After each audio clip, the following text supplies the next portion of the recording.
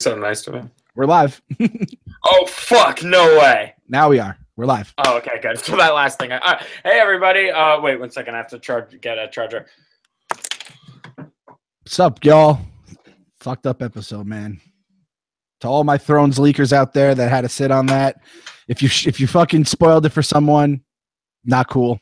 To everyone who didn't spoil it, you get a gold star. Next time you see me, I'll get some gold stars or some happy faces, those old stickers from school. If you didn't spoil it for anyone today, you did your fucking job. It was a fucking crazy episode. Trent is not going to join us.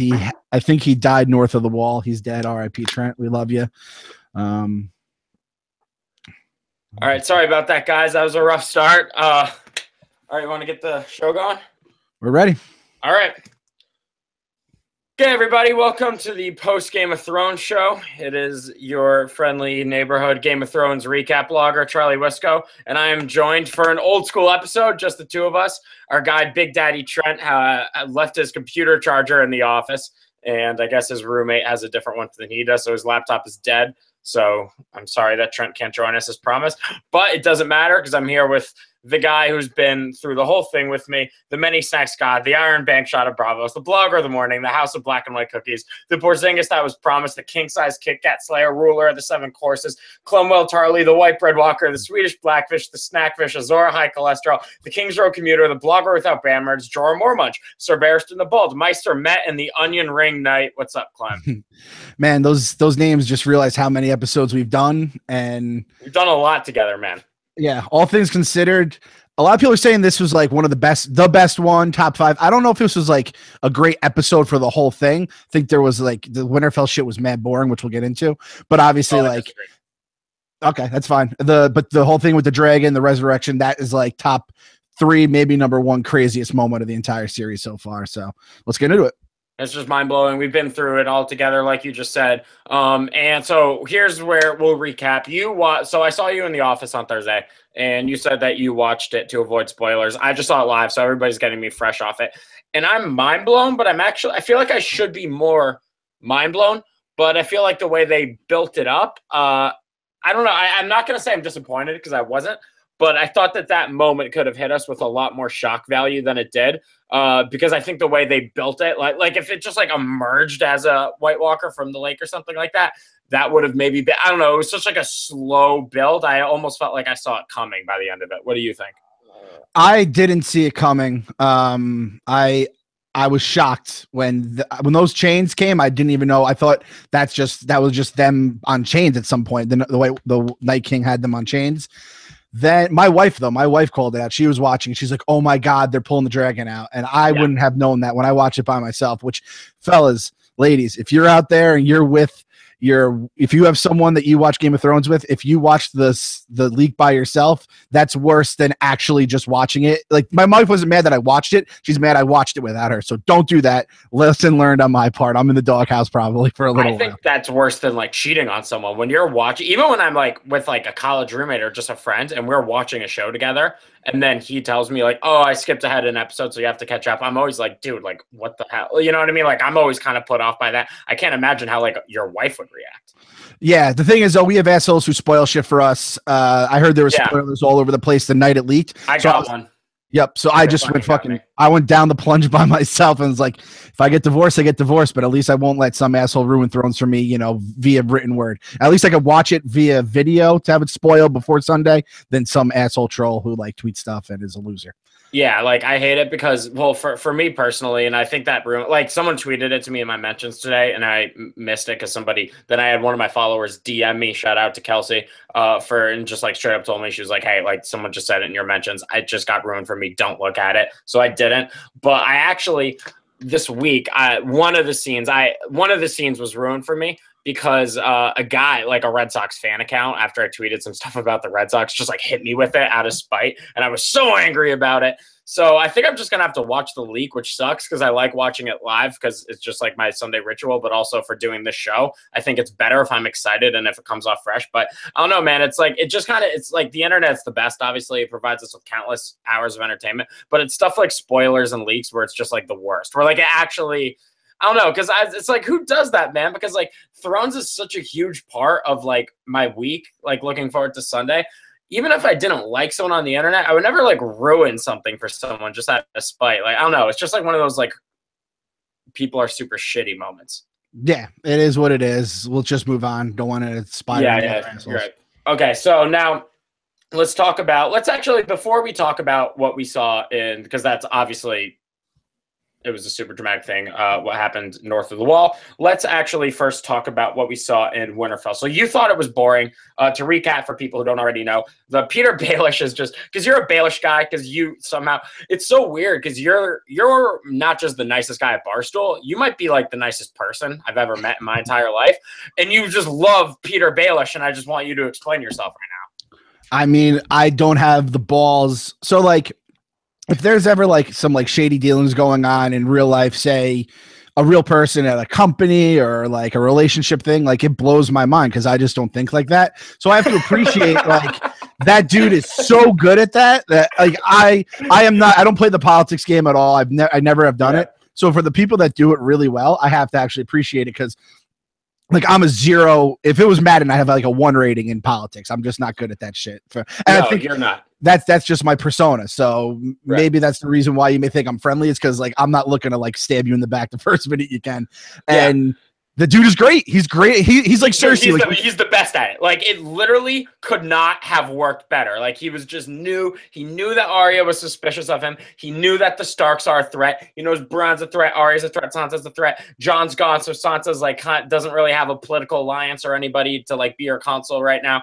So what does he do? Like that's his access point to power. So what does he do? He just plants a little seed that Arya is gonna fight. Like he doesn't force it because it can't be pointed to him in any way right now. Like if for him it's just like, I got this letter. It looks like he's protecting Sansa from anyone on the outside. Maybe they'll find a way to point it back to him. But like just like ostensibly, I don't know. It's such a brilliant scheme that you just have to like tip your cap to it. And I always thought that Tywin Lannister was the greatest at playing the Game of Thrones, quote unquote, like just the best strategic mind. At this point, I feel like you almost got to give it to Baelish. Yeah, the thing with the reason I gave it to Baelish too is because he came up with nothing. Tywin had the Lannister name, he had the Lannister gold, he had Casterly Rock, he had all this shit to play with, and he was also great at it too. Obviously, Cersei's his coaching tree is his genius that he spawned, but Baelish came up from fucking nada and is has the veil. He has he kind of has a puppet into Winterfell because he has Sansa kind of on his side, and he's one of the most like powerful guys in Westeros now, all things considered. And he did that out of absolutely nothing. So yeah, I give Littlefinger all the credit in the world. And that's the thing, like I'm also like, when I say it's boring, I'm also like terrified the entire time and standing up because I don't know what he's gonna do. I just feel like the Stark kids, it would take a lot for Arya or Sansa to actually. It would take more, I think, for Arya to flip on Sansa, because I think she has like a little more Ned in her. You know what I mean? And I think Sansa has more of her mom in her. Yeah, and that's just what I feel almost is like the dynamic with Arya right now. So they always had that childhood rivalry. I predicted in one of my blogs, I was like, hey, anybody who has sisters knows like they're gonna fight. There's gonna be like sometimes a little bit of whatever, but like it's all fine in the end. At the end of the day, they're like each other's best friends. They're gonna look out for each other. I was just dead wrong. So like chalk that up to me. Like, sorry for everybody who tried to pass off that theory as their own and got burned by that. That's my fault. But I will say that like for Arya's endgame, so she right now, her looks like what she just wants to do is just intimidate the fuck out of Sansa and just be like, look, I see you. If you try to pull anything, she's clearly not completely sold as Sansa as a traitor, because I think Sansa's pretty clearly in the right now. Like she basically wrote with a proverbial gun to her head, like that no, it's not her fault in any way whatsoever. But I think that was just just to scare her, and like now the power dynamic has shifted. I don't see any end game because I think Arya, I mean, she's not the most politically savvy person ever, because how could she be? That hasn't been her world the way it's been Sansa's world the past few years. But there's anything that she would do to weaken Sansa's position with the Northern Lords, with Jon or anything, is just an act of self-sabotage. And I think she's smart enough not to do that and cares enough about the fate of the Starks not to do that. Yeah, I think that whole thing with the house of the undead and the faces and the person she killed, the faceless guy's, apprentice or whatever, and just the way she like overcame that kind of shit, and like we didn't go through years of Arya being blind and us wanting to like just kill that storyline for her not to have like, she has to think a little and she has to use her senses other than just her vision and shit like that, and I definitely think. I think she's playing Littlefinger in the end. I think she wants Sansa to kind of her to go to Littlefinger, but I think she knows Littlefinger is a fucking rat. Plus, this is the other thing about Arya too. There's two other things that could happen. That, again with Game of Thrones, they hit you with shit out of nowhere like a fucking ice dragon is now in our world. Bran could maybe see something and help out, even though he kind of showed his cards a Littlefinger saying chaos is a ladder. And then like Arya, I feel like once you graduate the Faceless Men, you kind of have like Faceless Men security system for the rest of your life. So like maybe there's a chance we could see our boy, one of the Faceless Men just fucking come back and help her out down the road. I don't know if that's really the case because he kind of seemed like he was done with her when she left Bravos. But that's what I'm hoping for. No, I agree with that too. And well, it's just like the ultimate weapon in a lot of ways. Cause she, like she said, she can be absolutely anybody with a little bit of that feminist undertone to the speech. I'm sure there are going to be a lot of think pieces on that tomorrow. I liked it, but whatever. The other thing is fucking like, this is the thing. I wanted to go on a little bit of a rant here. The fucking Starks. All right, we're all like Stark people, right? I think everyone, for the most part, like 95% of people I know love the Starks, right? I know a few people that are like just hate them for whatever reason, just try to be like. Shout out to Jason Whitlock. Oh yeah, but like I try to give you guys the benefit of the doubt, and you keep fucking up. Like if Sansa really ascended Brienne down to King's Landing, you're just letting go of your like number one asset, basically in terms of physical force, other than maybe Arya. So right, but Sansa clearly has an angle for that, and that's what's smart because Peter Baelish gave her the whole. I think my theory of what Sansa did, of why she sent her, and she did it on like when she put the pen down. It was immediately. It almost reminded me of, and this is not a joke about Brienne's physical appearance. It's so please don't call me problematic. You know that movie where like the kid has a pet Bigfoot and he has to throw rocks at it to make it go away? Run like it has to be mean on it. I feel like that's what she was doing to Brienne, like making her go away, and she put the pen down. So she's doing it for like a particular reason. That's very clear. And I think what it is that the fact. I think she sees Baelish for what he is, and that Baelish is probably behind what Arya saw in some way. Like Sansa knows that. Arya's not smart enough to know that, but Sansa is. And so she's like, all right, the fact that Baelish suggested it to me means that Brienne is some part of his plan, and she's trying to fuck up his plan. I could definitely see that. That's just like, that's how I'm mentally working through it, because otherwise Brienne, she's such like a nice, like, woman. I don't know. There just seems no other. And why would she be your political representative of all people? Wouldn't it be actually way better to send Baelish out of anybody, unless you didn't trust him and that he would conspire against you? Because I mean, Brienne isn't a politician at all. I mean, she's like you, Clem. Like she couldn't think of anything devious to do. It wouldn't even occur to her. Like that's like sending Brienne to like a political summit. That's like sending like a dog to a dinner party. Like you wouldn't do that. Yeah, that's a good point, actually. Now that you mention it, like she almost has to leave for her own safety. It's like, when your wife gets an epidural, they usually like make the husbands leave the room, or like they like strap them down so they don't like just instinctively like go to help their wives out. And that's like Brienne is almost doing this for her own thing. And maybe Sansa definitely has another angle. Like Peter said, she's gotten so many different tips from like Peter and Cersei and and Ramsay. Like all these sick fucking people have left their mark on her for better and for worse. So we'll see how it pans out here. It's just nerve wracking, man. I get so fucking nervous. I stand up during every Winterfell scene now. So I literally was like telling my mom, I was like, I have such butterflies in my stomach right before we watched the episode, and she's like, Charlie, this isn't real. Like this, like she's like, this is written down. It's already happened. She was like, I think it's dumb enough when you get nervous, like watching the Yankees and the Giants and the Badgers and the Rangers. Like that's already stupid enough. Like the fact that I'm not tolerating this for scripted fictional content. I was like, all right, I guess that's fair enough. I will say one last thing though. Sansa coming across the faces with like all the horror of like an 11-year-old like going through like an older sibling's room and finding like a bong and condoms was absolutely hilarious. And Arya, there are a lot of people who are really intimidating at Game of Thrones. Maisie Williams, I think that's how you say her name. I'm actually not sure. The way like she just stared at her so cold-bloodedly and was like, all I would need is your face. I thought that there was a chance she was going to kill her in that moment. Like she is an absolute she's an absolute psychopath.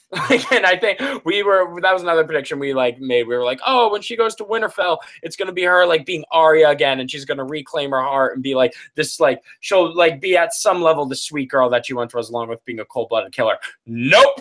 She is just going, I think she's full-blown psychopath. And I think that's just what she's going to be forever now.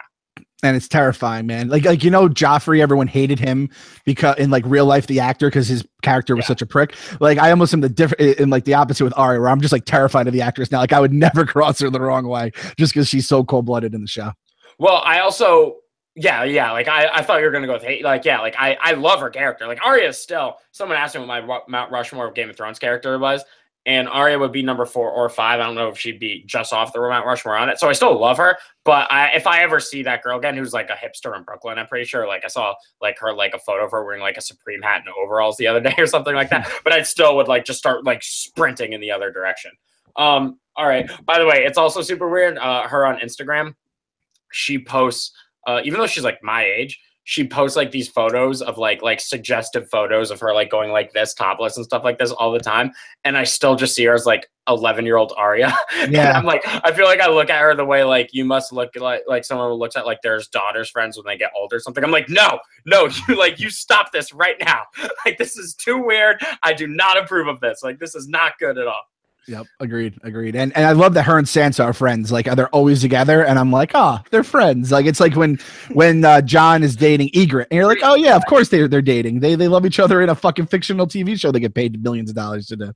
Yeah, no, yeah, they that also the fact that Jon and Ygritte like are actually like living together in real life means that their sex scenes when you watch them now are like way hotter, because I'm like, this is probably just what it's like. Like I feel like I'm like, yeah, that's like absolutely what it is. And then the fact they had that. It was, Clem, it was actually much like, I don't know if you heard, but I got to interview Nikolai Coster-Waldau this week, and much like, I'm just kidding. So anyway, Targaryens. Let's get, before we get to North, because that should be the last thing we cover, because it's the biggest one by far. The Jon, so I just want to talk very briefly about Daenerys and Tyrion. Mm-hmm. Before I say anything, I want to hear what you think about it, because as someone who has Tyrion as their number 1 on their Mount Rushmore character, I am very scared of what could potentially happen for him. I'm just scared because I feel like when he's playing this game with Cersei and Jaime, he's come up short. That's fucked up word for, but you know what I mean. He's fucked up enough times already where I'm concerned. I don't think Dany is going to think that Tyrion's is a traitor or anything like that, but it is concerning how she's been really tough with him and Varys, who are 2 guys I like.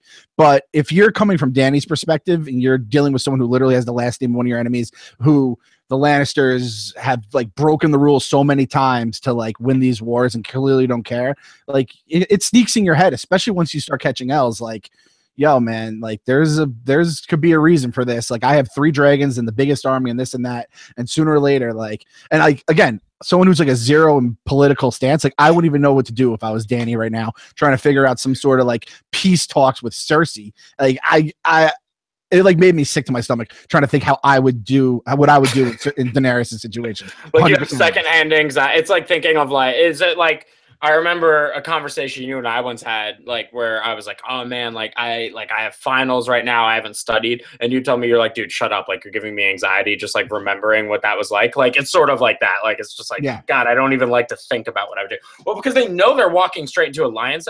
It's weird. It's like, it's almost, does it make you more or less stupid if you're like saying, oh my, like this person is laying a trap for me, I know that this is a trap, and I'm just going to do it. Like I don't know if that makes you dumber or less dumb, because you know that Cersei is willing to. If Cersei is the ultimate somebody who would rather see her die and everyone else go down with her than just she die and her enemies win. Yep. So that's what I feel like is the X factor that Daenerys doesn't have, is that Daenerys actually has something to live for beyond just winning. Like whereas Cersei, she'll be a homicidal maniac. Exactly. So, I don't know, but what I'm also scared of, though, is I'm more referring to the fact that Tyrion is going to have to make negotiations. Tyrion, obviously the split, it started with the Tarly thing, with him thinking that maybe he could be, you know, I've said Daenerys Targaryen, like looking like she'll become the Mad Queen, which I don't think will ever happen, but I think Tyrion's almost a little bit unrealistic about what to expect from her. And then she's getting annoyed with him because him being a tactician so far has been mostly a failure ever since they've gotten to Westeros. So she's justifiably like, why would I even listen to you? He's going to have to make concessions to, you know, Jaime and Cersei, because that's what you do in a political negotiation. You don't get everything. You have to give some stuff up.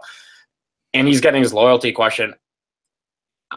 And would there be nothing more Game of Thrones than having Daenerys kill Tyrion and having one of the most beloved characters kill the most beloved character, and maybe it's like sort of a heel turn? I don't know. It just feels like kind of a classic Game of Thrones ploy to have that happen. Do you see what I'm envisioning right now?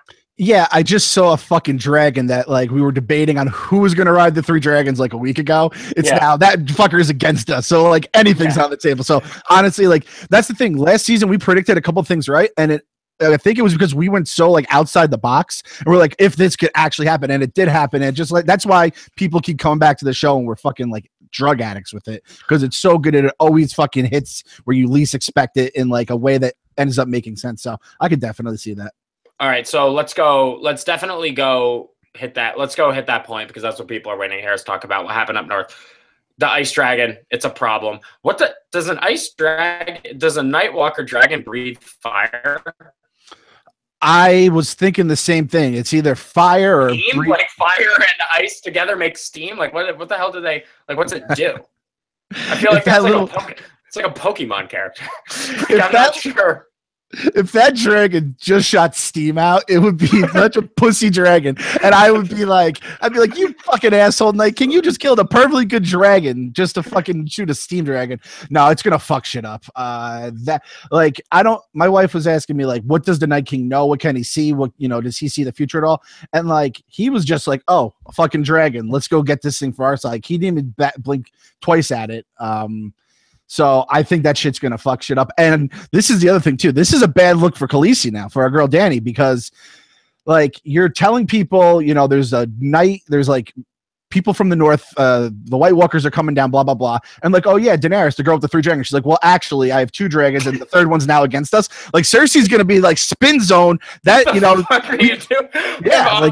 And very justifiably. I mean, we literally said last week, like, this is the dumbest plan of all time. Like, you're just going to send like 7 guys up with like 7 or 8 guys, if you include like their wildling rangers that they went up with them, just like go take on a full army, capture one of them and bring them back. And like, that's the best we can think of. Like, that's the big plan. Like, if you're someone as smart as Cersei, you would just look and I'd be like, what the hell kind of operation are you like? Is this like alliance running? Like, maybe she's like, you know what, I'll just fight this war, because even though I'm outgunned and outmanned in every single way, like, I'm just that much smarter than you. Yeah, if Kim Jong shot a missile at Guam and it had fucking Russian writing on it, would be like, yo, Putin gave that fucking guy a fucking missile. When the fucking dragon comes down from the north, they're like, well, I know one person in the whole goddamn world that has dragons, and it's the person who's plotting against us right now. So like, she could rally her bannermen and the rest of Westeros against Dany potentially. I don't know what kind of political zero over here. Maybe that'll be your next like Game of Thrones nickname, like not a pun or anything. It's just like Clem, the political zero, the political fucking moron. And then what was the other thing I had to say about that? The fucking the goddamn dragon, like that dragon. This is the thing. Coley said it last week, or I don't know if you said it or Coley.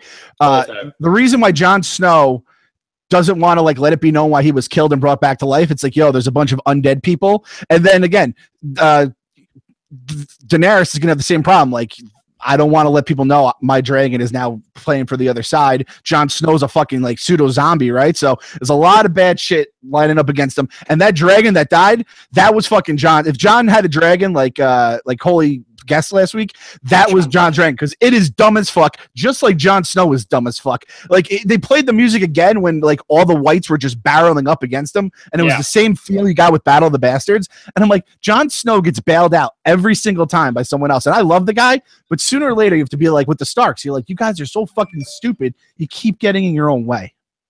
Yeah, so like I actually feel like I actually want to address that point. And for this point, I'm going to do the lighting that we talked about of the night is dark and full of terrors, because I want to talk a little bit about religion in Westeros right now and the Lord of Light.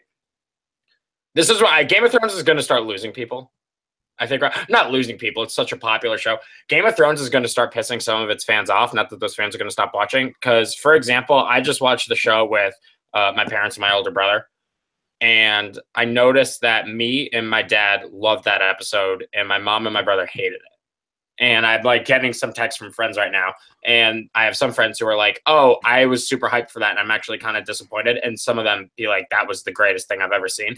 And the biggest differentiation between the two of them, like just from knowing all these people, is that there's one group that was always into like the Harry Potter books and loved the Lord of the Rings movies and loved that like sort of traditional fantasy stuff.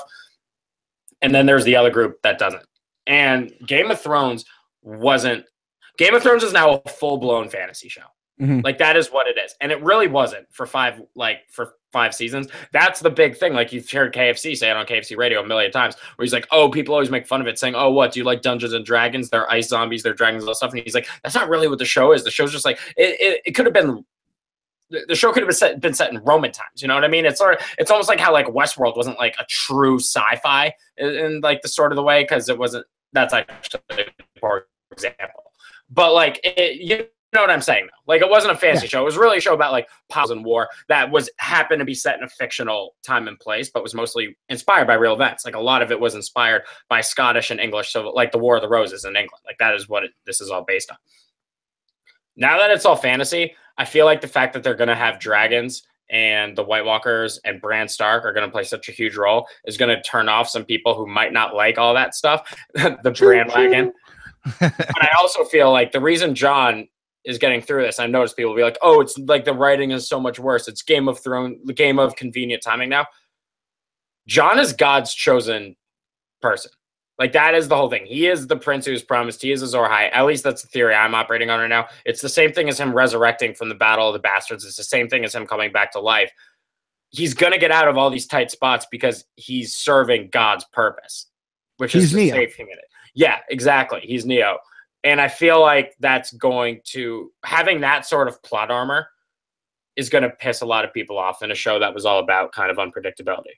Yeah, a show like this, the last season or whatever, and the fact that they have to do like a shitload of stuff off the books without anything to go off of, and they have to finish the show in 13 episodes when it should have been 20 or it could have even been 30 or 40, right? Like we wouldn't be close to where we are if there was another 4 seasons left.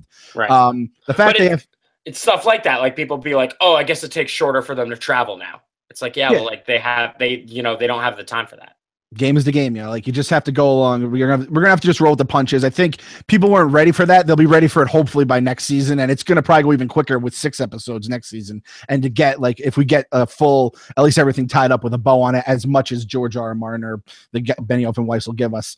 But yeah, it's just one of those things. There's really nothing you can do about it. Do you think that it's gonna like get people really angry that the fact that it's gonna be a fantasy show? Do you think that? I'm just interested to see how like American pop culture almost responds to that, because people I've seen so many hardcore Game of Thrones fans like friends I had who are into like League of Legends and like Dungeons and Dragons shit like that, be like, it feels like the nerds are winning, like people like our shit now, like we're winning. But I'm like, but like they sort of almost like slipped the fantasy in there. It was almost just like kind of like bob and weaving its way in and out of the show. Now that it just like is straight up the show and it's going to be about like, you know, the prophecies and Azor Ahai and dragons and zombies, what do you think the reaction is going to be from people? If you were to I think it's going to be all right, just because like you're going to have those wow moments now too, where we'd have them once every 2 or 3 episodes. We're getting them like every episode. Like last episode was a little slow, but before that, like we had the dragon, the battle scene with the dragons. Then obviously the dragons today. I'm sure next week's going to be fucking nuts. And then there's only 6 episodes to get a lot of shit done. The CGI budget's going to be through the roof. That's probably another reason why there wasn't a lot of episodes. So I think people are going to be right with it, because they're just going to get like that sort of just. It's going to be fantasy-like, and that's the thing. A character like Littlefinger, he doesn't really pop if the show was like this from the jump. He doesn't have the time to all those slow builds and behind-the-scenes kind of shit can't play out, because there's just no time for it when you have dragons on the scene every 5 minutes. But yeah, I think it's gonna be all right. I mean, based on Twitter, people were fucking pissing and shitting their I was pants. on Twitter. Were people going nuts? Yeah, people were going crazy once the dragon showed up and all that shit started going down. People are going nuts. Game of Thrones really is at this point now just like the white version of like a dunk contest. Of just like white people on Twitter just being like, oh, like, they're just like absolutely losing their mind as soon as they see a dragon's eye turn blue. And anybody who like doesn't watch the show probably just watching be like, you are absolutely the lamest people who I've ever seen in my entire life. So let's go through all the survivors right now, because everybody who survived, you figure survived for a reason. The Hound's going south. He has to show the white to King's Landing. Cleganebowl. Get hype. Cleganebowl has to be Cleganebowl. This, we did talk ourselves into White Walker Hound. For people that think like we know spoilers ahead of time, other than like when we watch the leaks, like we're predicting a zombie mountain versus a White Walker Clegane. Like we obviously don't know what the fuck's going on. I think that's definitely going to happen. And it would almost feel like, I don't want to say we'd be robbed if it didn't happen, because it's like the people who get upset that the Russian never came back in Sopranos. It's kind of like just one of the nice little things about the series. But that being said, I think we're definitely getting it. And again, I was pissed at the Hound for throwing that rock. But like when you're with like, it was like he was with all the other fucking flunkies, and like you just act like a dick when you're around all the other flunkies, and that's what he did. And he fucked up. He fucked up bad. Yeah, he drafted Emeka Okafor and Karan Butler. he fucked up. He fucked up. No, I mean he definitely, that was like one of those things where like my dad was like yelling at the screen. He was like, "Why would you do that?" I'm like, "I don't know. Like, why wouldn't you do that?" I kind of didn't blame him at all. It sort of got everything set in motion. Otherwise, Danny would have just gone in, and actually it would have been better if he didn't do it, I guess. Yeah. So then the Hound goes. And so if he fights Cleganebowl, I love the Cleganebowl, and I actually make a point of trying to blog it or answer any mailbag question, just because I love things on the internet like this that have like taken on its own life. Like at this point, it happening, I'm even more excited for it to happen, not just because it's become like such a meme, like Cleganebowl get hype, that it's beyond me just being excited to see it for and of itself. For people who don't know, the Cleganebowl is that the Hound in the mountain being who Oberyn Martell's head and is now standing beside as sort of a zombie himself next to Cersei, are going to one day fight and kill the other. But like, I'm so excited just to think of how excited other people are, just how crazy other people are going to be as soon as they see it. Yeah, when shit pops off on the internet, that's amazing. Like the name Cleganebowl. Without the name Cleganebowl, it's not nearly as fun. Oh yeah, just like Olympic Mellow, now it's Hoodie Mellow, like all those shit. Oh, there's always something, and it gets you more excited than like just watching Mellow shoot jumpers in an empty gym with a hoodie. Like now you're excited for it. Now you're excited for it. And then so here's that. Gendry survives because he's the fastest. It's great. I guess it's good to be fast. You've said you're a deceptively fast runner, right? I think I came to the conclusion at the Barstool Combine. I didn't run, but I tweaked my knee, and I said those days, I think before my kid, I was deceptively fast. Now I'm just slow. You were Glennyballs. I was Glennyballs once upon a time. That's awesome. Well, then he votes Wells for a long, happy future at Barstool for Glennyballs. Shout out to Glennyballs. Well, I mean, there's definitely him surviving. I think it proves he's here to make weapons. That's him. Him working for a mastersmith. So that's going to be his whole act. You have with all the dragon glass, you would think he's going to get the dragon glass. I think Valyrian steel is done. I don't think anyone will figure out the secret and the magic and how to do it. Yeah. I think it's going to be straight dragon glass. He's going to be making those weapons for the inevitable White Walker invasion. Jorah is going to counsel Dany, and I think at one point will save Tyrion's. I think Dany. I just thought of this right now. Dany's going to try to get Tyrion killed, like out of spite, or just like start thinking about like, are we sure we can trust Tyrion? And the way that Tyrion said to save Jorah's life, I think Jorah will do the same thing for him. That's my prediction for him. I mean, I just thought of that though. So the only thing I could say is I just hope he just gets like a little. Had she kissed him on the cheek? At least give him a peck. Just give him like when the girl rubs up against your back in like middle school, you're like, ooh, I think she likes me just because she like bumped into you by mistake. Like that's all he needs. Just give the man a kiss on the goddamn cheek. She kind of did when she said goodbye to him and she like grabbed his arm for a little bit. Yeah. You could tell that guy that there he had a physical, like his face got a little flushed to that. He was definitely. Who would you rather see end up doing it eventually, Jon or Jorah?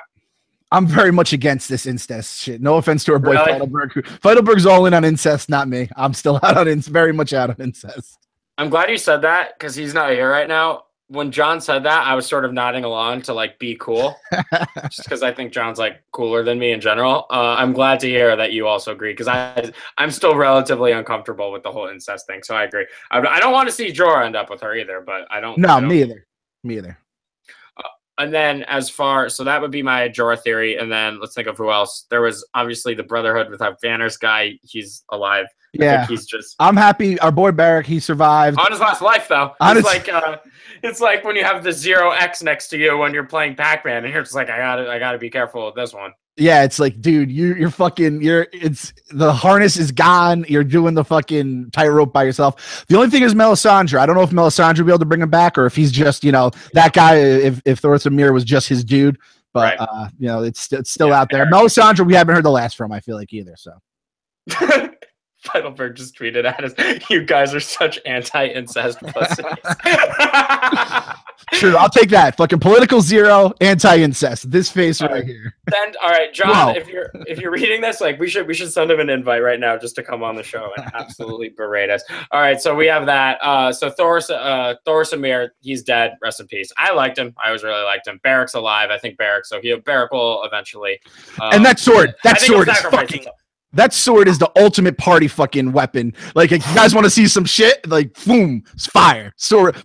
Here you go, motherfuckers. That's the ultimate party trick you can pull out. That's amazing. And then eventually, are we missing anybody? So, Jordan didn't.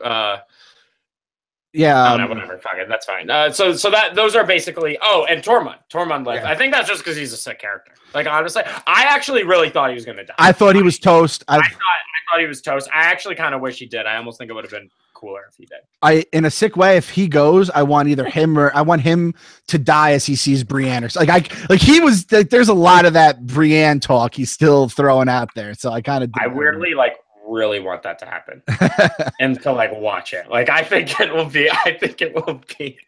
Yo, how about this? I just thought of this one too. Him and Brienne makes a fucking monster kid, right? A fucking monster, and they name it Gregor. That sounds good to me. That'd be nice. And this is the other thing I want to say: the whites are such pussies. Like, the thing is, they you kill those people. I feel like I could kill a white. Yeah, I think I could kill 12 whites, but the thing is, they don't die; they keep coming back. But if I had my bearings about me, I could kill about 12. It's like the whites versus a White Walker is like the 1,000 duck-sized horses or one horse-sized duck. That's a white versus a White Walker in Game of Thrones. I'm happy George R. R. Martin finally put this down in front of us. I'd rather face the 1,000 whites than the one White Walker. Yeah, 100%. I'm definitely all in on whites are pussies. There's no doubt about that. Although it was awesome just to see them smash them though. But then even the White Walkers though, Jon defeats them pretty easily. And then I feel like they really ignored that advice though when they just pointed out, hey, when you killed the White Walker, all the whites that he turned immediately died. We just have to kill the Night King. And Jon was just sort of like, huh. Maybe it's just kept going. I'm like, no, that's clearly it. It was just Jon being stupid. Fucking Jon Snow is such a fucking dumb asshole. It just kills me every time. And then he's like, no, it has to be different. It's like, Jon, it's not deeper than that. It fucking makes perfect sense. And that motherfucker you know who Jon is? You know who Jon absolutely is? Jon is like your friend's dad, who when he makes you guys he's like, hey, go do something. He makes you do some task work or something like that. Busy work. You're gonna be like, all right, well, there's this really easier way you can do it with a computer, or it's just all right, why don't we just go out and I'll borrow an ATV from my buddy and we can move all the firewood in one thing instead of carrying it. And he's like, no, you have to do it the old fat, do it right or don't do it at all. You're like, no, you can still do it. Jon just needs everything to be done the hard way. It's absolutely incredible. It's Ned Stark coming out on him. That's what I truly believe. It's Ned Stark. A lot of these the Stark kids started with Ned, unfortunately, who I love, but it is what it is. No, it totally is. So then Jon obviously survives from the dead, like I said, because he is God's chosen person to save humanity. At least that's the operating thesis I have. by Benjen Stark. We said last episode against Coley, we were like, wow, there's absolutely no way that he can possibly survive this battle. We're like, he's either going to need a dragon, he's going to need Benjen Stark, he's going to need Bran, he's going to need some sort of X Factor. He got 2 out of the 3, so that was it for Benjen. So rest in peace, Benjen. You came in at the right moment, not once, but twice this season. So, I mean, he was low-key like the most important character who they just absolutely gave him 0 screen time. It was Chekhov's uncle, man. We had it from the jump. Chekhov's uncle. If you watch fucking like the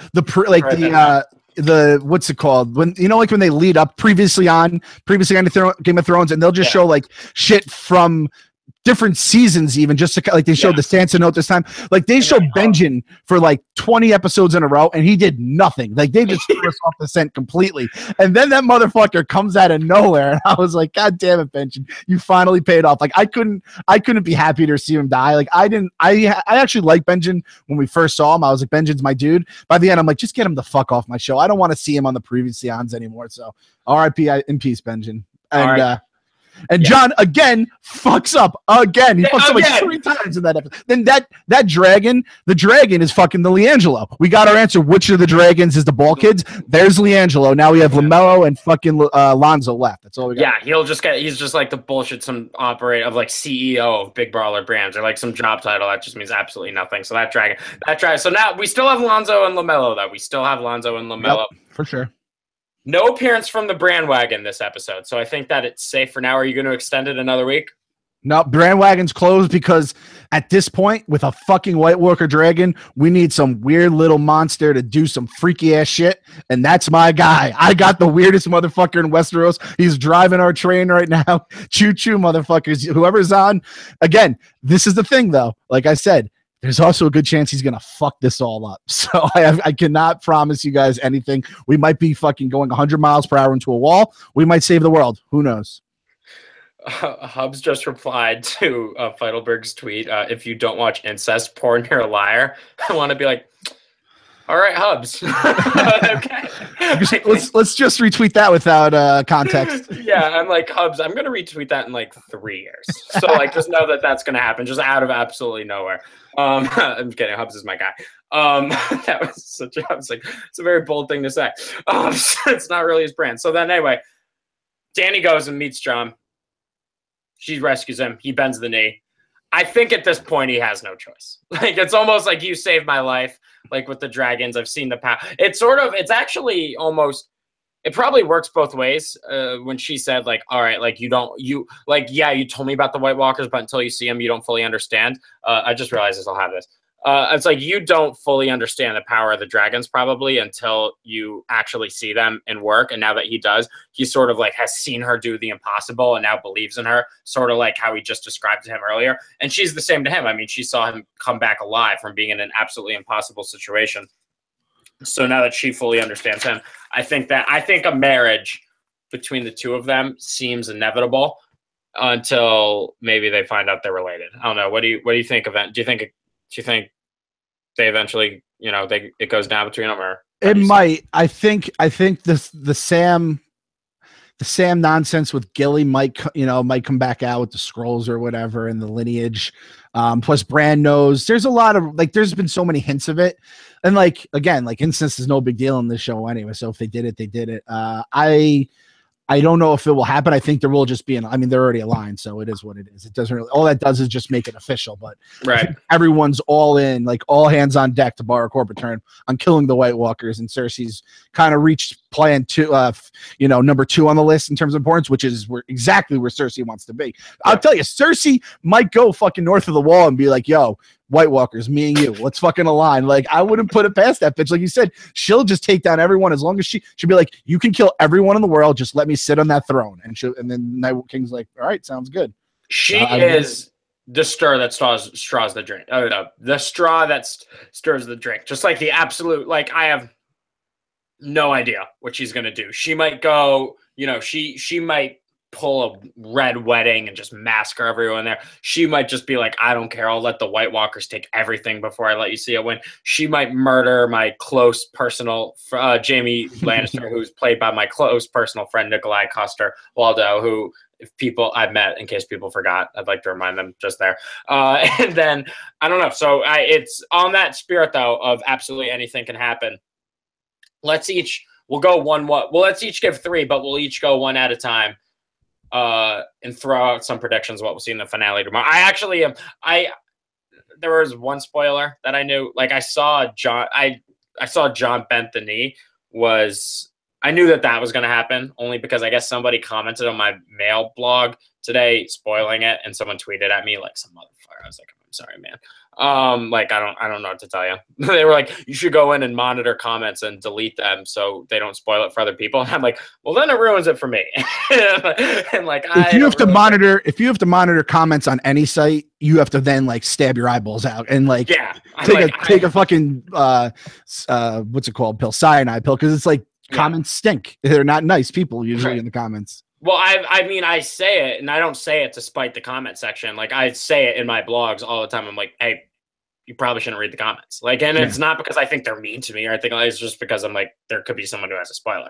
Like, even the chat room. This chat room is a fucking hotspot. Now you have to watch out for that shit too. You know? Yeah, it's like don't watch it. Like, watch it. Hey, well, I'm getting tweets and retweeting them. People watching it on our TV, just like Chromecasting. I'm like, just watch the post show that way. Like, you won't have anything spoiled for you. But I have zero. Spoil for me. It's probably a dumb thing to say.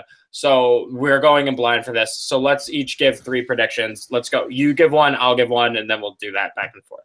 Okay. I'll go Littlefinger dies. Oh, that's a good one. Which is a big death. One of the biggest you're gonna get when it. Yeah, that's a huge. He's a top 10 character in the show's history. If he was a basketball player, you'd have like 1,000 articles how he's the most underrated player in the NBA and like all that bullshit. He'd be the Beltray. It'll be the Beltray of like at this point everybody's been like he's so underrated. He's a Hall of Fame player. I'm like, if everyone calls you underrated Hall of Fame player, like you're not an underrated Hall of Fame player. Everyone just knows how good you are. Yeah, so he's that guy.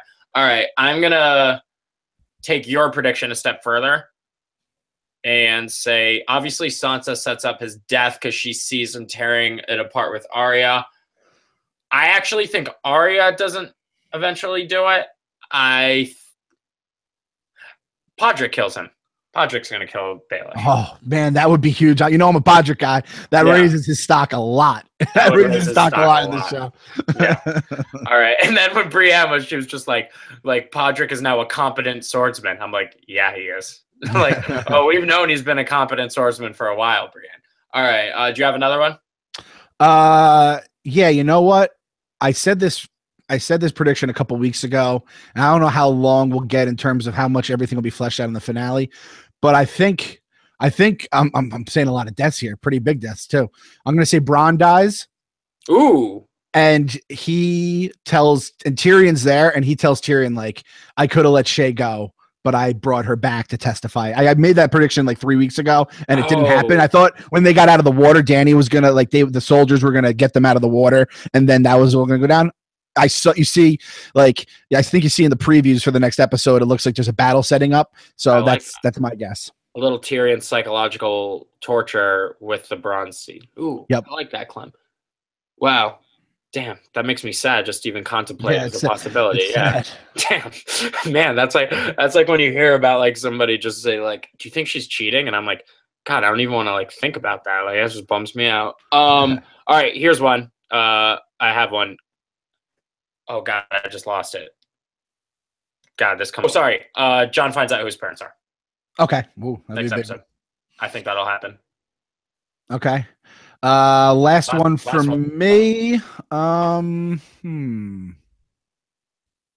like I'm trying to like stay off of the death kick. Like I'm just killing motherfuckers left and right here. Yeah, you are. For a nice guy, it is pretty morbid. You know what? I'm gonna say I think. I have one. I have my third one. Sorry, but do you need more time, or are you good? Go for it. You go for it. Okay.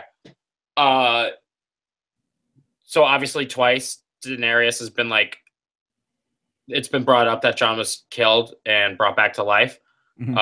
And then he like quickly changed the subject because, as Coley eloquently put it, looks pretty bad to come back from the dead when you're trying to kill like zombies.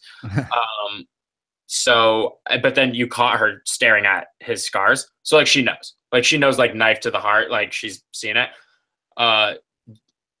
she brings it up to Jon and he comes clean to her and something happens. Like, I don't know what happens, but like the way I put it in my mail blog today, like I said, the fact that they've built it up this much means that there's going to be some sort of explosive fallout for when it eventually happens. Okay. I'm going to go with, you know what? I was going to originally say the Iron Bank's going to let its hand be known, whether it's for the Lannisters or for Dany, but I'm going to say, because they are coming back. That actor, who's also Mycroft Holmes and Sherlock, is confirmed an actor in the next season. So they're going to play a role somehow. Okay.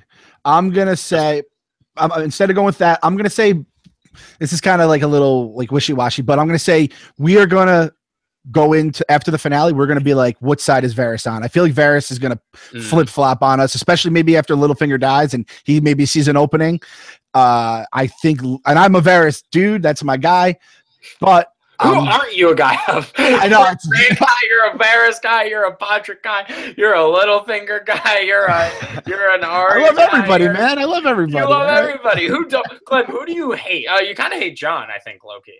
I'm starting to really fucking hate Jon Snow, like the main good guy in the show. I'm really starting to hate right now because he just keeps fucking. People you love are Jon and Daenerys. Yeah, exactly. So I'm a big Varys guy.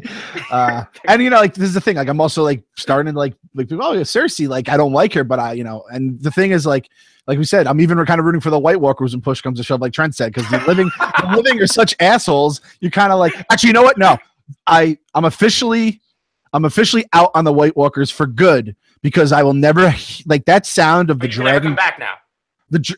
The sound of the dragon crying. I don't know if it was the dragon dying or the other dragon crying when he saw its brother dying, but I'll never get that sound out of my head, and it fucking will haunt me in my dreams forever. So I'm against the White Walkers, unless somehow like Bran like flip sides, because I kind of have to ride with. I'm Bran number one. He's my number one guy. I'm going down with him. So if Bran ever flips sides, I'm going with the White Walkers. But I'm staying strong. Fuck the Night King. Fuck Cersei for the most part. Bran. Here's why I don't believe you with your anti-dragon stance. When we find out what that White Walker dragon can do, I feel like you're going to be like, this is sweet. And then all of a sudden you're going to turn. And I thought the most underrated moment of whenever post show, there's always one part that people find funny that we hear about for the next week. The fact Coley's favorite character is Drogon, a dragon who doesn't talk, was so incredibly underrated. I thought maybe you have to like know Coley, I guess, to think that's funny. But if you like know Coley, I feel like that's like the absolute funniest thing. It's perfect. It's perfect, Coley, for sure. We love you, Coley, if you're watching. And this is how I compare that dragon. Like you said, that dragon may get more fans on the White Walker side than anything. I feel like if he does some cool shit, it's going to be like Red Sox fans when they saw Aaron Judge hitting home runs. They're like, it's hard to hate that guy. It's like, he's fucking awesome. He's fucking awesome. Way to bring up Aaron Judge and the Red Sox to me on a day like today. That was really harsh of you. Well, you know, I think you're right. All right, we'll see you for the finale next week. We have coming on the show the guest who a lot of people have been asking for, and he's finally coming. Chekhov's guest is coming. We're gonna get KFC. He told me he'll clear the schedule. He can clear. So bearing, you know, obviously, you know, he's a father. Something. He's going to be broadcasting live from the sunken god, the bottom of the Iron Islands. if his house isn't completely underwater, someone said he lives at Mo Caitlin, which is like kind of a little bit of a hard one for casual fans, but we'll just hit the Iron Islands. He's the sunken god, KFC. The sunken blogger. That's his nickname next episode. The sunken blogger. Yes.